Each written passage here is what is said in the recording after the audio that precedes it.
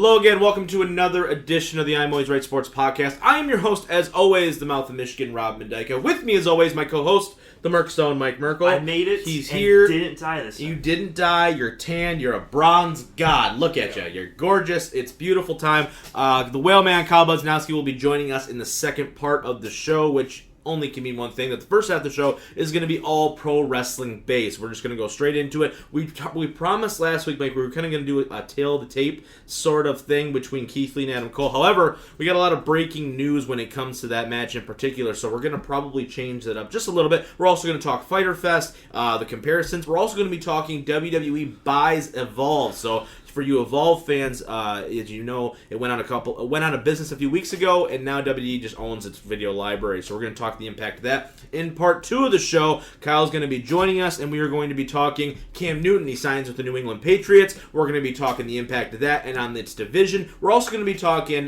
the upcoming basketball season and whether or not this championship is truly going to be the hardest one to win. Some players, some high-profile players have come out and said that this could possibly be the hardest championship to win in history. And we're going to end the show talking hockey and how the Red Wings somehow managed to get the 4th overall pick in a situation where it was pretty likely they were going to get the 1st overall pick. And yet, due to the Red Wings' luck, it is what it is. And we're going to talk about that broken NHL Draft lottery system and how asinine it is. But let's just jump right in, Mike, to the wrestling talk here. Fyter Fest, and Great American Bash. Biggest shocker for me, I would say, is that actually NXT won, I guess, the ratings war, if we're still calling them that, by not a large margin, you know. Do you think that has anything to do with the fact that, for whatever reason, it feels like NXT's been on some sort of a roll? I don't know. I don't really know why. I've been seeing this kind of this movement online where people are like, NXT's really been killing it. I don't necessarily subscribe to that, but I also think that this has been the lowest part of AEW's run so far, which is maybe by comparison why people are kind of starting to flip the channel.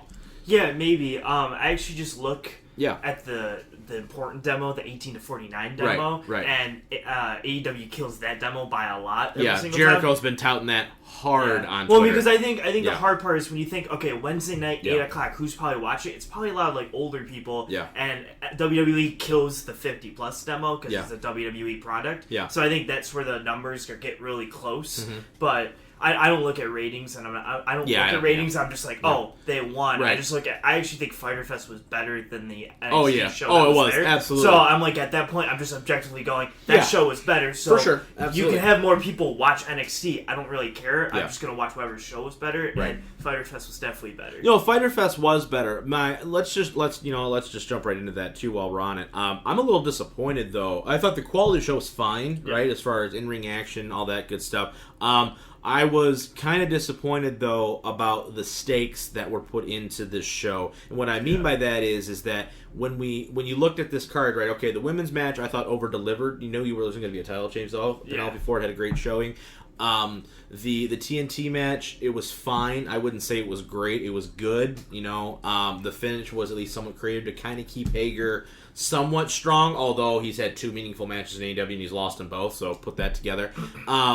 But the one that I feel like really dropped the ball for me was the tag match. I never felt at any point during that match that the Best Friends had any legitimate chance of winning that match. And as we talked about last week, we were both kind of in agreement that it was probably time to get the tag titles off of Kenny and Hangman. Yeah. And it didn't happen, right? Obviously with the Jon Moxley thing, and they're pushing the world title back a couple weeks due to the Corona thing. I understand that, but I do feel like AEW missed an opportunity there, especially because the Great American Bash had nothing of any sort of relevance on that show, really, to get themselves back and to be like, oh, people are talking again, and to get some newer, fresh matchups, and to further some of these storylines, because right now I feel like we're just kind of in this holding pattern. Well, actually, I slightly disagree with that, because I think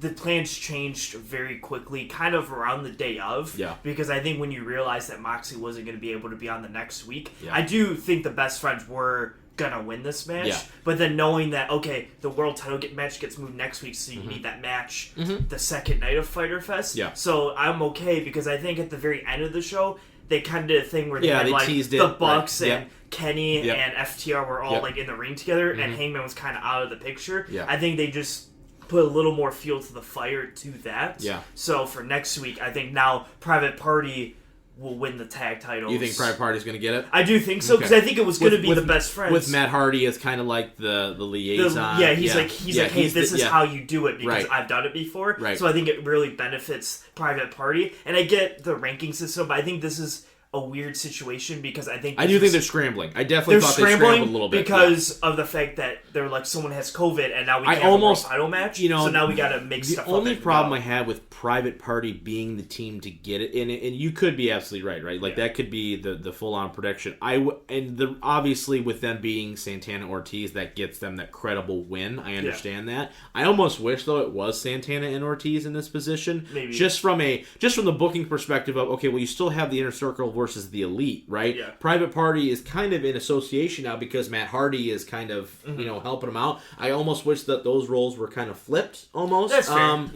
Just from a larger viewpoint. I'm obviously nitpicking. I do think though, if Private Party does win, which I do think they will, because I think the plans change for them to win now. Right. I think it's going to be like transitional. It's going to be for short. Sure. Yeah. Into like an FTR win. Right. Or well, whatever. and that was my next question, is that do you feel like no matter what happens in this match, is that I'm having a hard time feeling that Private Party is going to take the win, just because it's like they really teased the Hangman was like took the beer, so he was on FTR side, but then like Kenny didn't want the beer and he was on the Bucks side. Like you had that 3-3 kind of division thing. I almost feel like right now they're just waiting to give the tag titles to FTR, and while I don't necessarily mind that, right, at the same time I'm kind of like, all right, well then anything that happens up until this point is moot. You know what I mean? Like, I just don't want to feel like... So if Private Party, this up-and-coming tag team that they're supposedly super excited about, they've got wins over the Bucks, Santana and Ortiz. Those are two big tag teams. Yeah.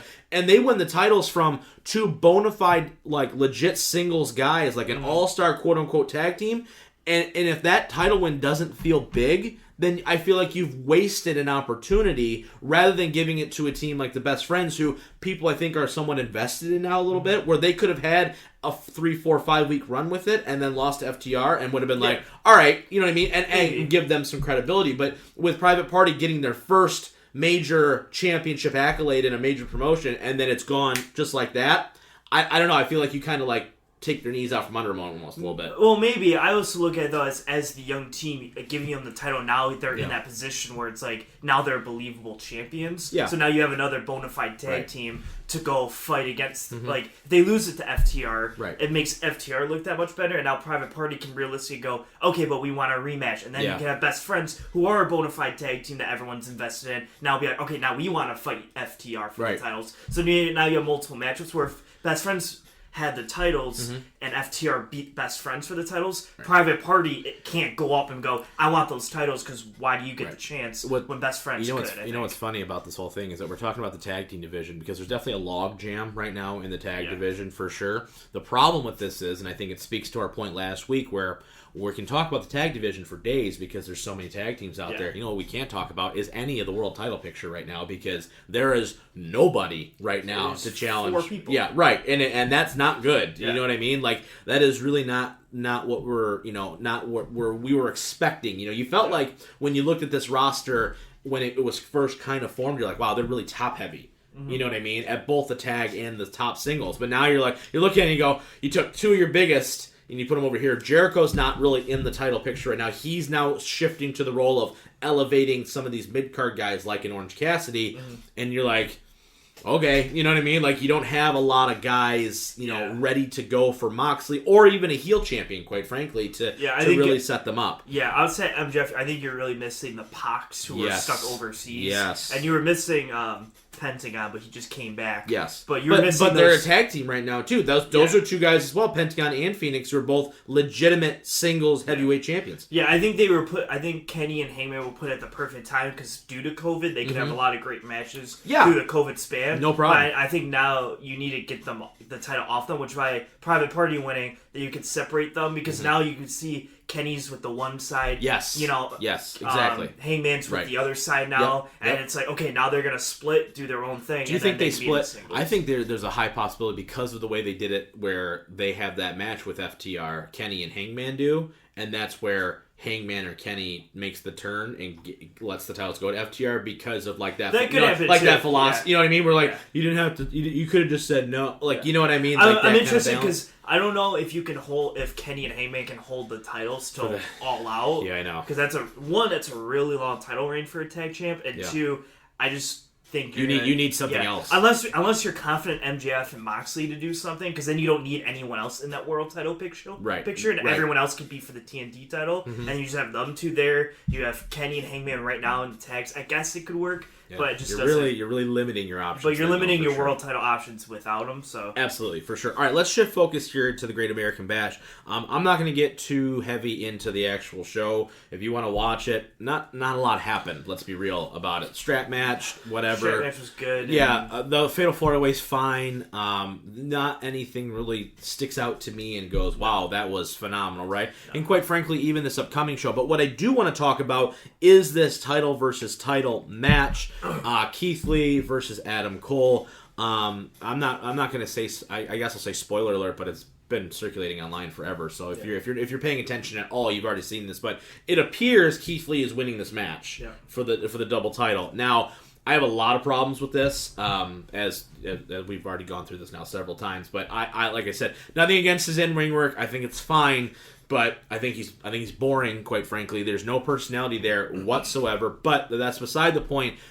First, Mike, I just want to talk to you about the thoughts on them, on a guy accidentally spoiling the results of that match. I mean, it's their own damn fault that they taped it. But at the same time, dude, how do you not know to not post that? And if you're WWE, are you we need to flip the script now? I think this is wild because there's reports that they taped 2 endings, and I think this could be one of the biggest swerves ever. Because everyone knows. Okay, so Keith Lee's gonna win. Because that's gonna kill it. Because I have no reason to watch now. Yeah. I have no reason to watch this show now. Exactly. Yeah. So I think it's gonna be very interesting. See, I think that's where you kill it though, is people like you that are okay, I know the ending, so I'm not gonna watch anymore. Kind of thing. Or I'm not going to. I'll be more inclined to watch AEW and just kind of go back for see. Okay, all right, Keith is make gonna sure win. Make sure it happens or something. Yeah. But it'll be wild.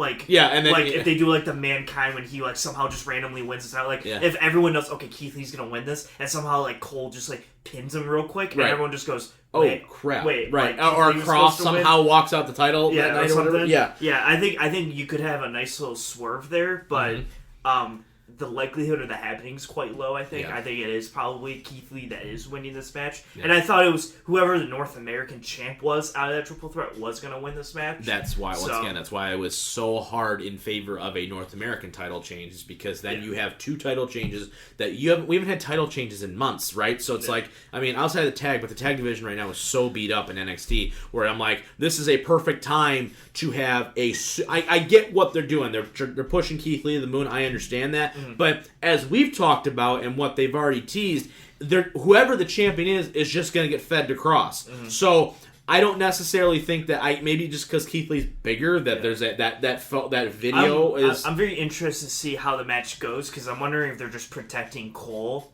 really hard. Because if Cole loses in a Arrow tries to help way and Keith Lee just overcomes it. Gargano beat him at TakeOver. I'm going to be pissed. But no, because it's we can't do anything. Keith Lee's just that good. Yeah. And then you're kind of almost protecting Cole, because we did everything we could, so now we're going to, maybe that's their shoot up to the main roster. I think that the reason why I think that's why Strong lost clean, too, in that strap match, is because, I feel if they're going to take it off him, let's hurry up and do it, because they need to get the air. Because right now, you haven't seen O'Reilly on TV in a while, right? In a match, at least. Fish is just kind of hanging out. Roddy's losing to Dexter Loomis, which, okay, sure. Dexter Loomis is awesome. Yeah, he has some great TV. Yeah, it's fine.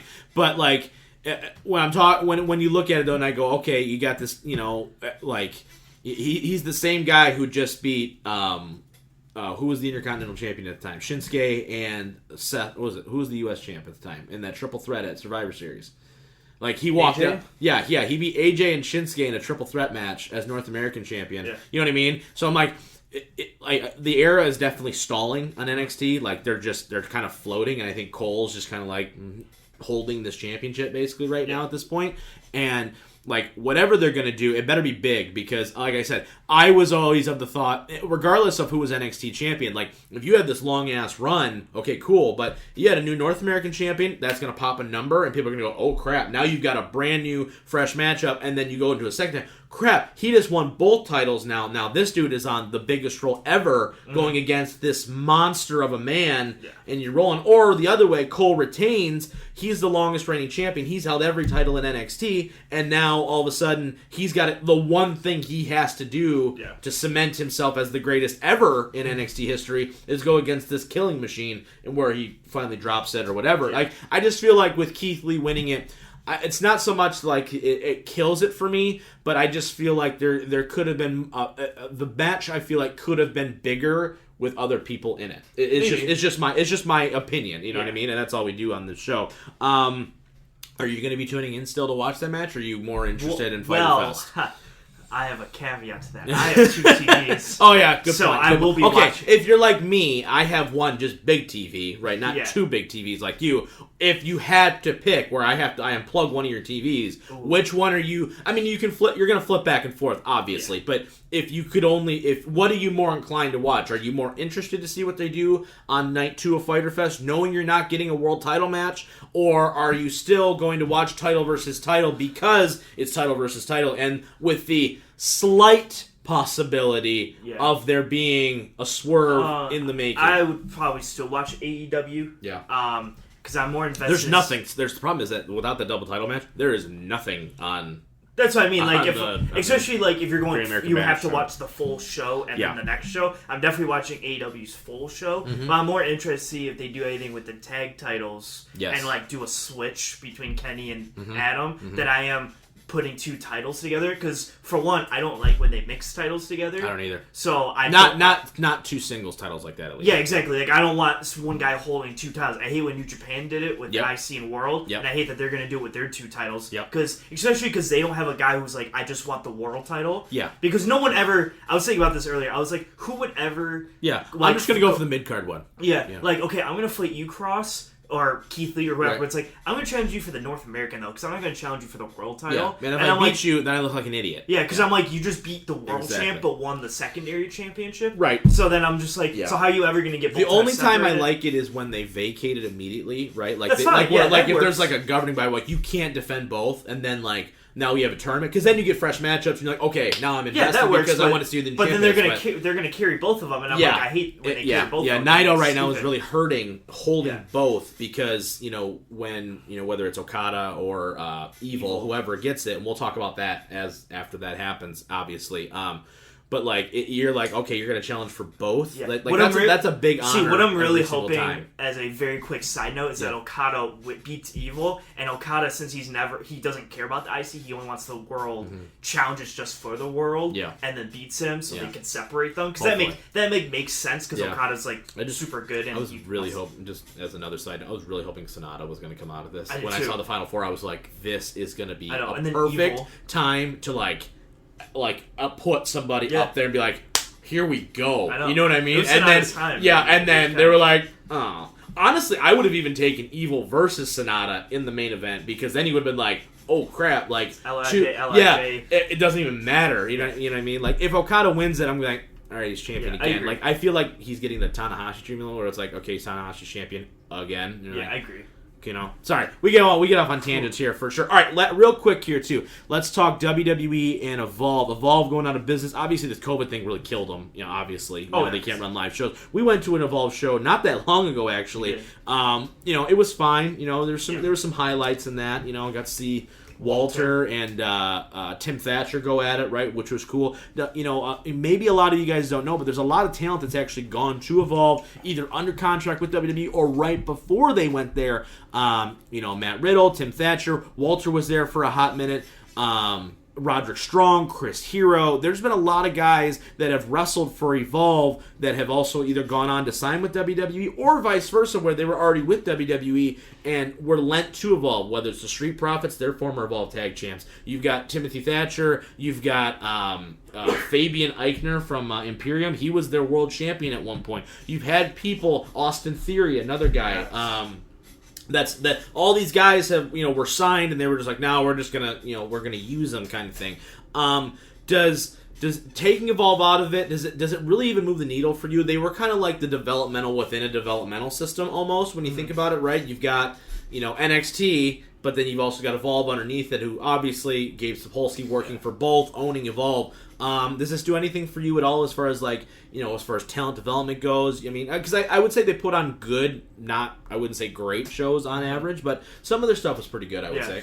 I would like to see, if they put it all on the network, it'd be nice to go back and watch some stuff. But if they don't do anything new with Evolve, like if they just kind of go, we have the talent and everything, but we're cutting off Evolve, then I'm like, then I don't have any opinion on it at all. Because I'm like, if you're not going to run new stuff that I can watch on the network, like for live shows or whatever, then I'm like, the biggest. I think the biggest find they got from Evolve was Gargano. Yeah, because Gargano was owned Evolve for a hot minute there. He was really, but I mean, you keep thinking about it. Drew Gulak was there. Tony. You find a lot of great guys there, but I'm like, and it'd be cool to go back and watch some of the older matches. But at the same time, it's like old stuff on the network where it's like you can only go back and watch so much Evolve. So then it's like, okay, now I'll go back and watch a match. I'll watch a match, specific match, or a couple matches on this card or whatever. Right. But as a whole, unless they run new shows, I don't care about Evolve. Right. Yeah. Enough. For sure. So, if they were like, oh, here's a new to heavily tier. Invest, What if they were like a new tier, which is like $2 more? I'm not paying for it. I'm still not doing it. Unless you're going to put Progress and all that other stuff like we talked about way early on in the first couple episodes of this show where we talked about the possibility of a tiered system on the network. But until that happens, which, by the way, you better put a lot of stuff on there for me to pay more money. I'm telling you that right now because the annual pay-per-view thing ain't really getting it done for me. But, all right, that's going to be it for part one of this show. After the break, Kyle is going to be joining us. We have a big announcement as far as a possible quick hitter episode coming your way pretty soon as well. We're going to be potentially introducing a new member of the I'm Always Right Sports Podcast, or I'm Always Right family in general, in the second half of the show. But after the break, we're going to be talking Camden, New England. We're going to be talking NHL Draft Bonanza, I guess, the best way of putting it, because it's an absolute cluster bleep. And we're obviously going to be talking the NBA as the season approaches, and potentially what we're going to be talking about is a potential new NBA champion. So all that after the break. Stick around. Hey guys, South Michigan, Rob Mendyka, and I know I've been talking about this for a long time, but we're going to keep bringing it up every single week because we're just so excited about the brand new merchandise at BelowTheCollar.com. You want to go and get the very best merchandise for the best price possible to support your favorite podcast. The best place to go is BelowTheCollar.com, and to go to our specific store, BelowTheCollar.com/I'm Always Right PC. You can also go to the website, our website, I'mAlwaysRightPC.com, and find the link there as well, and find all the new latest happenings with the show. You can find our individual biographies. You can see the I'm Always Right 24/7 championship title history. You can see all the recent episodes, whether it's YouTube, and find all the links to all your favorite streaming services, whether it's Spotify, iTunes, Google Podcasts, SoundCloud, wherever you like to listen to your favorite podcasts, we will be there. And if we're not, let us know by filling out the contact page at I'mAlwaysRightPC.com. Send us your email. We don't send out massive email blasts. We don't do any of that. We don't cloud your inbox. We simply want you to be a part of the I'm Always Right Sports Podcast family. Now, here is part 2 of this week's episode. And welcome back to part 2 of episode 85 of the I'm Always Right Sports Podcast. We are joined by the other bronze god of the I'm Always Right Sports Podcast, Mr. Kyle Budzanowski. He's got his laptop. He's feeling official. We're ready to go. He's about to contribute some hot takes, we think. I don't know, maybe. Anyway, let's jump right into Jared it. Cook. Is he in this episode somewhere? Where's he at? Let's talk right into it. Let's jump right in. Cam Newton going to New England. He's a Patriot. I think it's, a lot of people thought it was going to be a foregone conclusion at some point. It took a little bit longer than I think some of us maybe anticipated. But yet, here we are. They still have Jarrett Stidham. They've got Brian Hoyer still. There's potential talk of a 3-quarterback race. Mike, I'm going to start with you. thoughts on the signing of Cam going to New England. Incentive-laden deal. I don't really care about the money aspect. New England doesn't have any money anyway. But your thoughts on him going there, 1 year, prove it kind of deal. Yeah. I mean, what are your thoughts? I think it works. That's where I thought he would go. Either there or Jacksonville were the two spots where I thought he would go. Right. I think my only concern is I don't think he is the best kind of backup quarterback that you can have. No. And I say that in the meaning of if your starter is not good, he's the first guy that everyone goes, so we're going to throw in Cam Newton now. Right. You know what I mean? Where if you have like a lesser known backup, like if the roles were switched and Stidham was the backup, you go, then you go, Newton throws 3 interceptions, you go, we're not ready to commit on Stidham yet. Like Cam Newton still has a couple drives left maybe in a game or something, but like Stidham throws his first interception, like first people are gonna go. Game, people go, so Newton should be coming in, right? I think that's a problem that New England could get. Now Bill Belichick usually is cool with going, no, Stidham's the guy, so if he is the guy, he's going to be the guy no matter how he performs. But I think you're going to get a lot of New England fans, especially if Stidham's not working, going.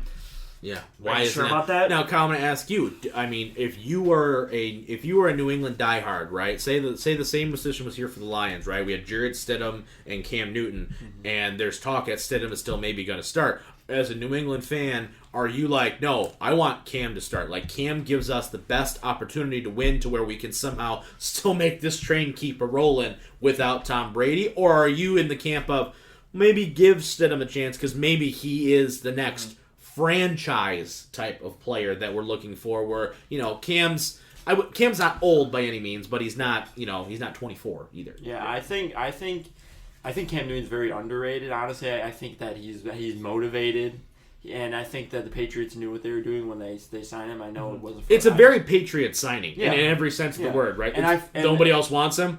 We'll sign him and turn him into an all-pro. Yeah, so like knowing the Patriots way, I mean, I don't think he's gonna like take the Patriots to like the playoffs. I don't think they're gonna make the playoffs. Okay. But I still think he's very underrated, and that he will start consistently over Jared Stidham. I do think Jared Stidham will. You think Jared Stidham is their Week 1 starter?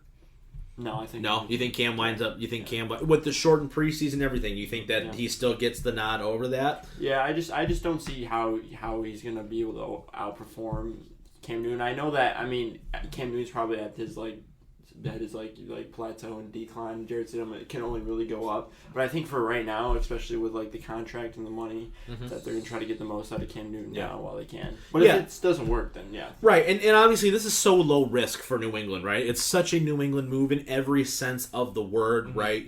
Signing him for an incentive-laden deal. It's very much New England-esque in every way. Do you think that though that it's going to depend a little bit? Do you think that Belichick is, because New England is at a point now where, say they start Cam and they're 8-8, right? You're not really helping yourself because now you're in purgatory, right? And nobody wants to be there. Do you think that that New England is the type of franchise to resist that temptation to try to do what the Red Wings did, right? And try to be good but not great and not really be a championship contender? Or do you think Belichick is self-enough aware to go, no, we need to play Stidham because even if he's terrible right now, if he has the potential to be good again, we need to take that risk rather than with a guy that could potentially get 8 or 9 wins? No, I think they're in the boat because if Belichick was like 10 years younger, I would say Stidham is definitely their guy. Yeah, I would say they'd be more like either Stidham's their guy or they would tank this year to try to get like a Trevor Lawrence or a Justin Fields. But like Belichick's up there. He's not young. Is he the oldest? Probably he's in his upper 60s, or whatever. I think. So he's not like, I got 15 years left to coach here.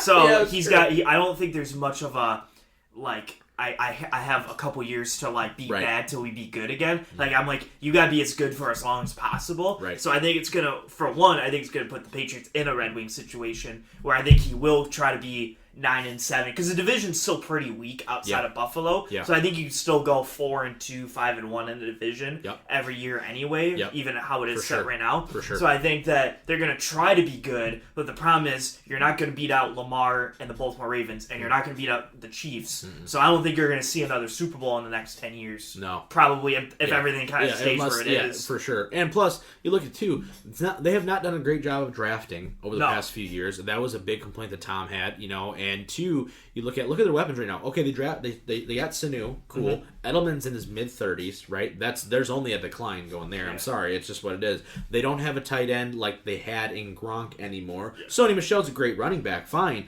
but outside of that, you don't have weapons like you used to anymore either. And now you're going to expect a guy, whether it's Cam or Jared, to come in and make chicken salad out of whatever that is. You know what I mean? You don't have that. Keneal Harry is what he is. I mean, I guess we're writing him off maybe a little too early, but right now on paper, you don't look at New England's weapons and go, "Wow, New England is just loaded with talent." You know what I mean? Yeah. Do you think Cam starts?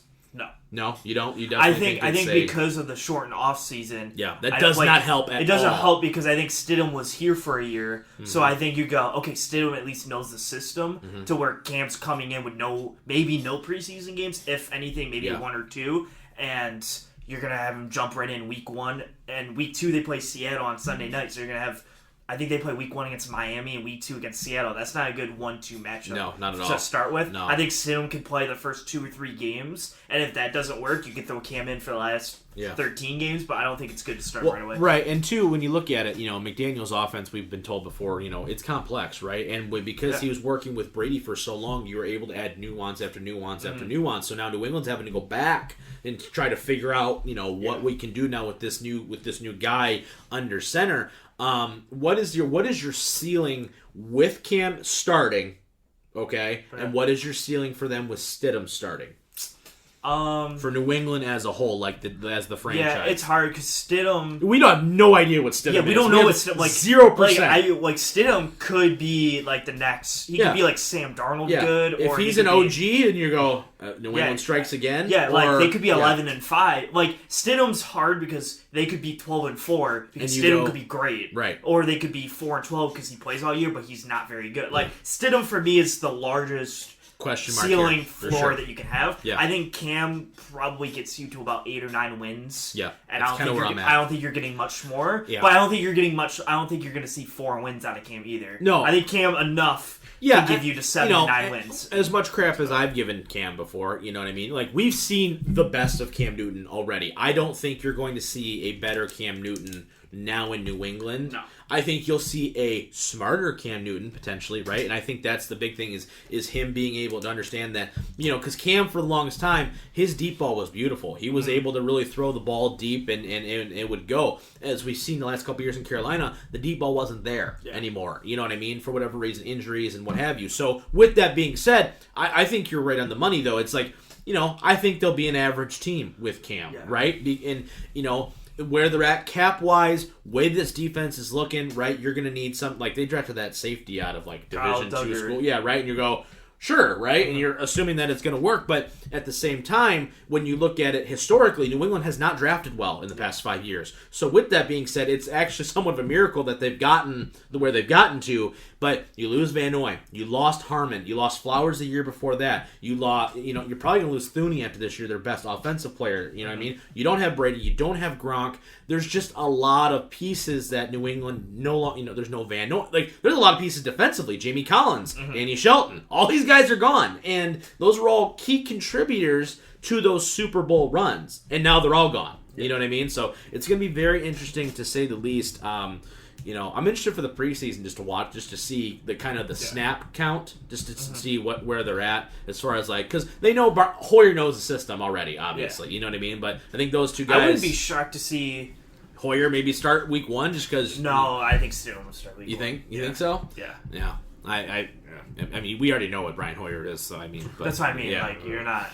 He had like 4 good games with the Browns, and everybody thought, this is our guy. Yeah.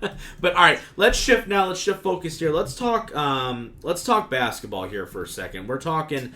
We talked last week, the potential matchups and all that good stuff. And in a future episode, we are going to be talking. We're basically going to do the exact same thing we did on a quick hitter a few weeks ago, where we're going to predict every single NBA game, starting with the shortened regular season as well as playoffs. So we're basically going to ruin this upcoming NBA season for you guys. So we're predicting an NBA champion. So take that to the bank.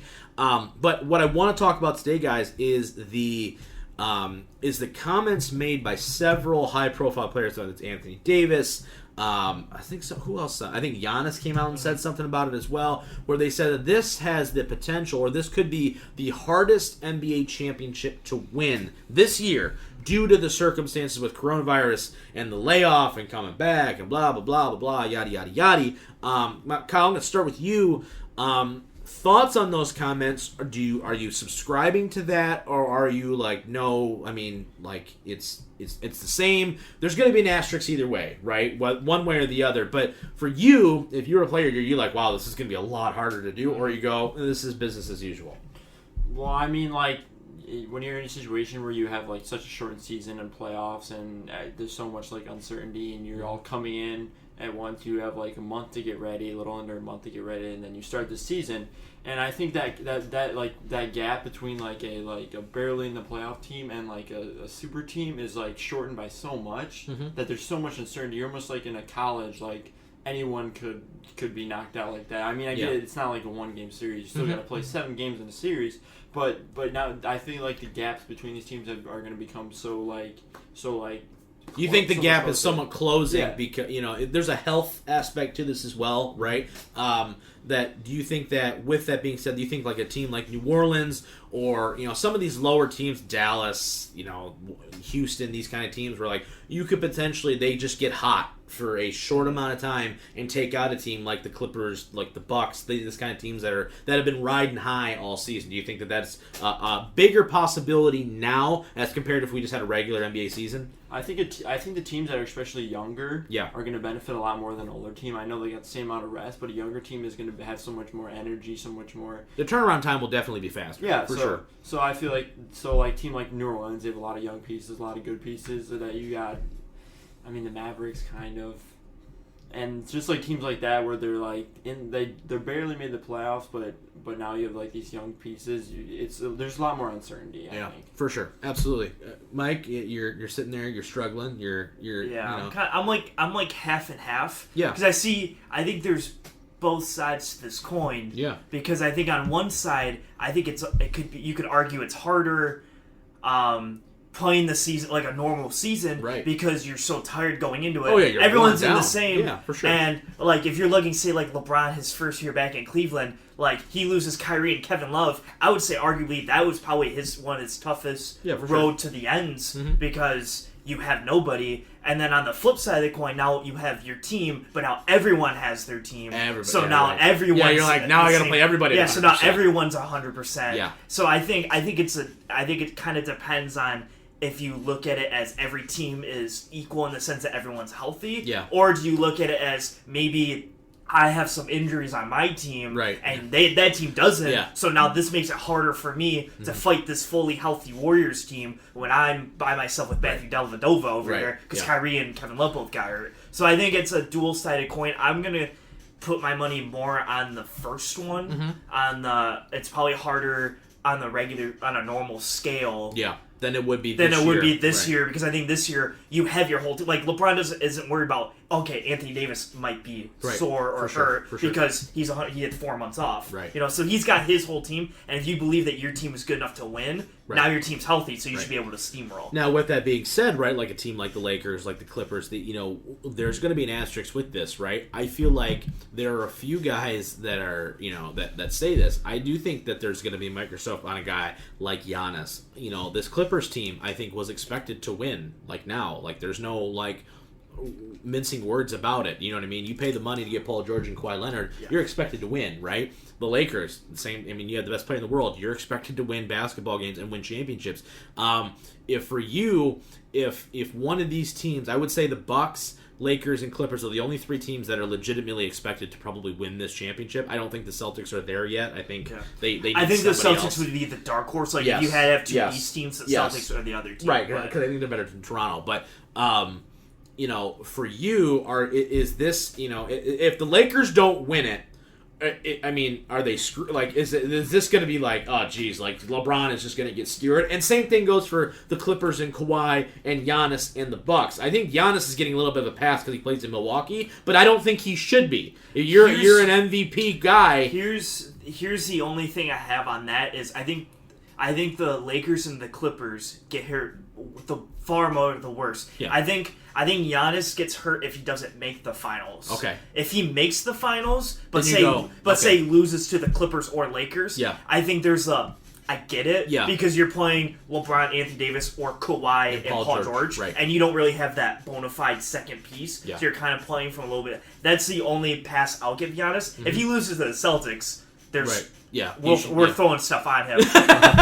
But if Mike's like, tune in for that episode. yeah, just wait for that. But if he gets to the finals, I can't dog him if Yeah. he loses to an LA team. Mm-hmm. On the flip side, I think the loser of the LAs, or if neither one of them makes it, I guess Oh my it's a possibility. gosh, can if you like imagine? Houston makes it to the finals or some wild stuff happens, like then they both get hit. But whoever loses, because I look at Kawhi now and I go, you won that title in Toronto. Yep. As the sole superstar on that team, Yep. if you want to say it like that. So I'm like, I'm putting you in the expectation of you have to go win a title every Yeah. year now, Yep. or it's a failure. Yep. And LeBron's been in that for like 5 years now. Right. So both of them, if neither one of them makes the finals, I think yeah. I think they're both getting hit pretty hard Right, too. for sure, right? And it's a lose-lose, right? Because say the Lakers get to the finals and lose, right? Well, then it's, from a LeBron, if you're a LeBron guy, you go 3-7. all right, 3-7 now, right? And you couldn't get it done, and this is another year that the Lakers were supposed to win it, and they don't. If you're the Clippers, you go, we spent all this money, I think the Clippers have a year of almost wiggle room, or if they get to the finals, I think that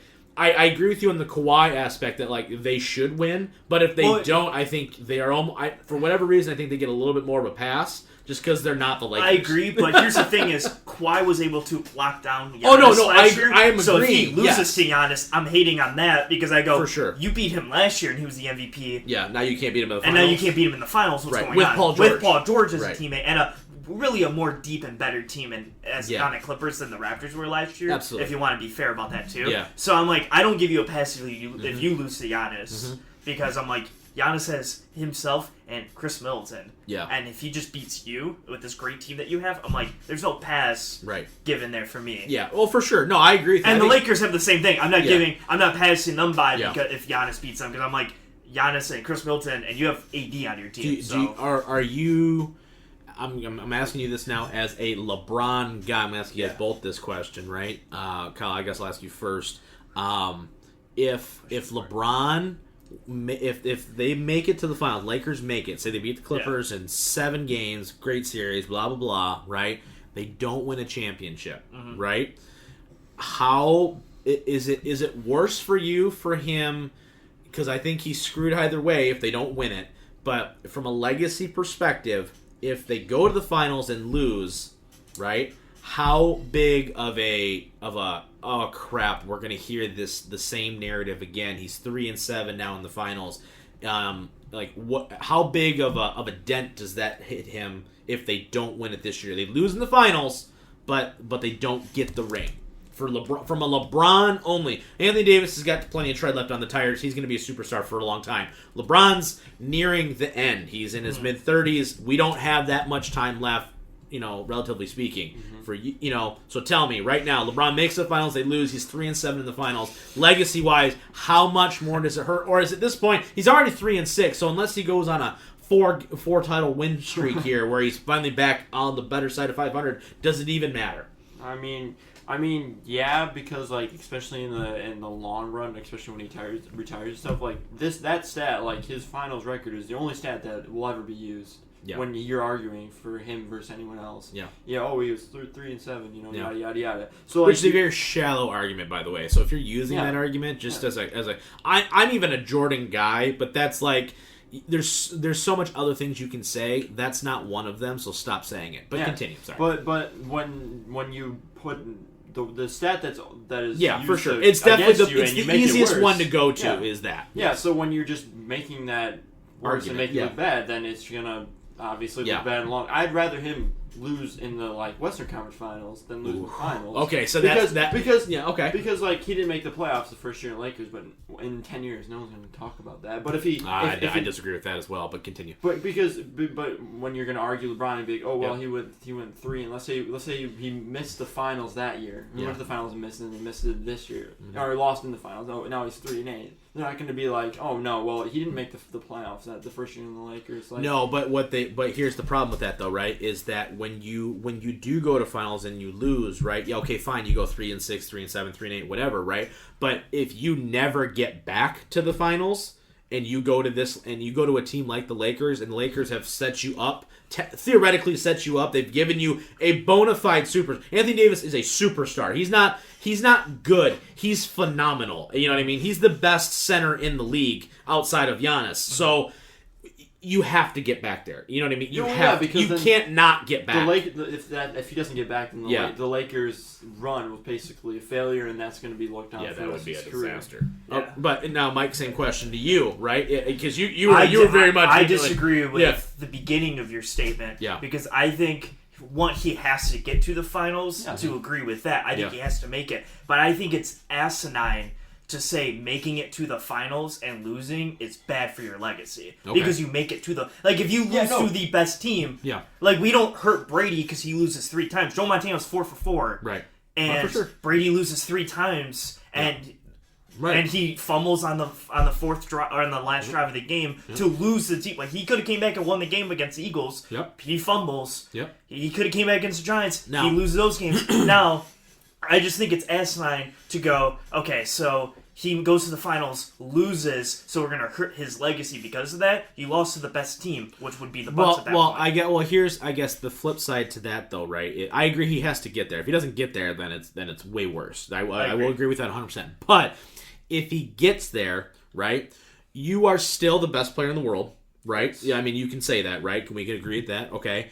And 2, I don't necessarily think that it's asinine to ding him for losing, because if you're losing to a very good basketball team, right? Yeah. But you are also, you're there, so you're theoretically good enough to win it. And I agree with that. You know what I mean? Yes. Like, you know what I mean? Like, if he gets swept, like, if they lose in 7, I don't think it's as big of a deal as if they get swept, right? Mm-hmm. Like, if they go to the finals against Milwaukee just beats the living dog crap out of them, right? And they go and win 4 or even 5, you go, wow, that was embarrassing, right? But I do think that this is a little bit self-inflicted because he is on a major franchise, like he is on a cornerstone franchise. If he had came to Detroit, no one would care. Legit, I mean, people would care, but nobody would be like, "Oh, dude, you and Blake Griffin together need to put it. I need to figure it out." Yeah. It's not the same thing. He is there in a situation where he has a very, very good supporting cast with the third,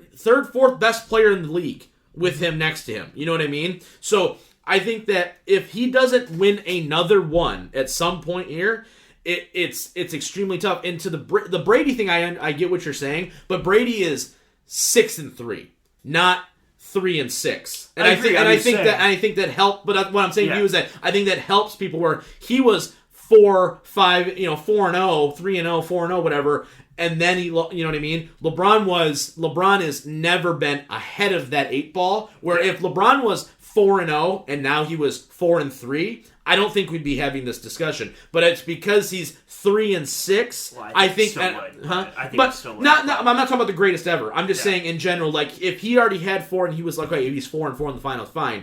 But because it's so lopsided right now, and if he never wins another one, fair or not, I definitely think people are gonna go, dude. He never even got another one after that monumental run. It was like he was just done at that point. You know what I mean? How I look at sports and I go, there's that moment that puts you into the legendary status for me. Yeah. And for Brady, it was the Falcon Super Bowl comeback. Yeah. From then on, I go, you're the best quarterback. Yeah. I'm not hearing another debate. Yeah. For me, for LeBron, when he came back from 3-1 and beat that Warriors team, for me, anything after you do after that just adds to it. Yeah. I don't take away after that. No, I'm not saying you're taking away, but the point being is that, but if he, even though, like, you can say, okay, yeah, you're the man after getting that finals, right? But if you're comparing him to the only other guy that's really in his stratosphere, which is Jordan, Jordan went out with 3 championships back to back to back and won them all and was like, okay, I'm done. I'm out. I'm sold. You know what I mean? So it's hard for people to go and say, all right, yeah, you got the 3-1, but then after that, you went to a Lakers team who then got you the third or fourth best player in the league to accompany you, set you up with a roster that was built to win, and you didn't do it. That is where the conversation is going to go. And fair or not, I'm just saying that's definitely it could go there. The argument I just for sure. Don't. He's to that. Basically what we're saying is if you don't, you better just win. That's really as far as Al Davis goes, just win, baby. That's really the crux of the conversation. But like I said, we're going to be talking more about that in a couple weeks though. So let's talk about it. All right, let's shift now to the Red Wings here for just a minute here to end this show. They somehow managed to get the 4th pick in the draft. Worst record by far, wasn't even close, right? And yet here we are. They have the 4th pick in the draft, but that's not really what we want to focus on. What we want to focus on is the fact that a playoff team, unannounced yet because the playoffs haven't happened yet, is going to be is going to have the 1st pick in the draft. Mike, talk to me about how stupid and broken this system is. I'm taking Detroit out of it for a second because I think some people naturally go, well, you're only bitching because you're a Detroit fan.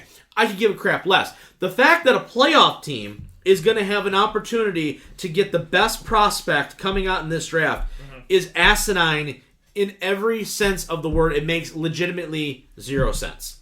I agree. I mean, I don't like it. That's why I don't really watch hockey. I'll be honest. That's why hockey and baseball. Basketball is only redeeming because I like certain players in basketball, but for the most part, their system's I think broken their system's too. broken. All three of the sports systems are broken, and the NFL is the only one that does it right for whatever reason. Yeah, I don't get it.